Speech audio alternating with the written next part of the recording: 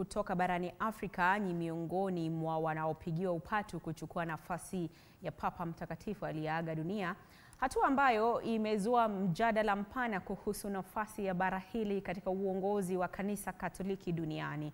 Askofu wa Kanisa Katoliki jimbo la Kakamega Joseph Obanyi amesema kuwa makardinali hao wana uwezo, hekima na tajriba ya kutosha kuongoza mamilioni ya waumini kote ulimwenguni.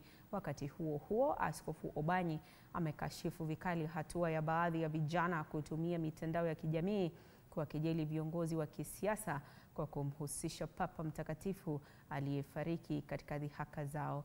Amesisitiza haja ya kutumia mitandao ya kijamii kwa njia ya heshima na maadili, huku akiwataka vijana kuwa mstari wa mbele katika kulinda utu na hadhi ya viongozi.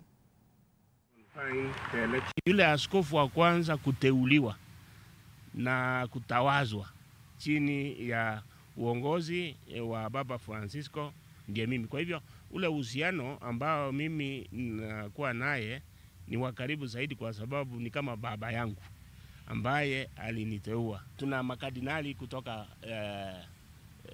continent ya Afrika, tuna makardinali kutoka mahali pengine, na hawa wote wale ambao wako chini ya miaka 80 wataingia katika kile kikao cha kumchagua Papa Mtakatifu mpya, na inamaanisha kwamba kila mmoja wao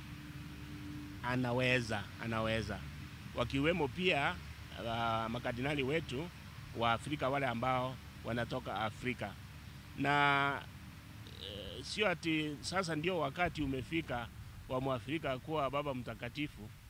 Imekuwa tangu zamani ya kwamba makardinali wetu hata wao tangu zamani walikuwa watu ambao wanastahili kuwa mapapa, lakini Roho Mtakatifu ndiye anayechagua. Vijana ni kama kidogo wanafanya kejeli, mzaa.